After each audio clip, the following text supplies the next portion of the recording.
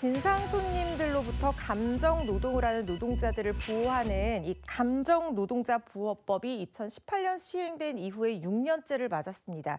그런데 피해자 10명 중 6명은요, 여전히 이런 고객들의 갑질을 참거나 외면하는 것으로 알려져서 충격을 주고 있습니다. 이 감정 노동자를 보호하기 위한 법이 있는데 그게 제대로 쓰이지 못하고 있다 이런 얘기 같은데 자세히 좀 전해주시죠. 네, 전국 19세 이상 직장인 1,000명을 대상으로 민원인 갑질에 대한 설문조사를 실시했다고 합니다.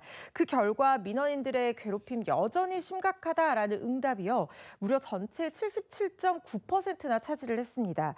특히 갑질 피해자라고 밝힌 답변자 가운데 61.9%는요, 이런 고객들의 갑질을 참거나 모르는 척했다고 응답했고, 심지어 회사를 그만뒀다는 응답도 25.6%에 달했습니다. 또 전체 응답자 가운데 절반이 넘는 53.6%는요, 회사가 고객 등 제3자의 폭언으로부터 노동자를 제대로 보호하지 않고 있다고 응답을 했고요. 심지어 감정노동자 보호법의 존재 자체에 대해서 모른다는 대답도 63.9%를 차지했습니다.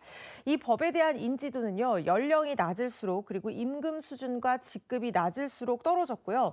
비상용직이 상용직보다 인지도가 떨어졌습니다. 이 조사 결과를 한번 자세히 보면 제일 많은 보호를 받아야 할 위치의 노동자가 제일 많은 갑질과 부당 대우를 당하고 있는 셈인데요.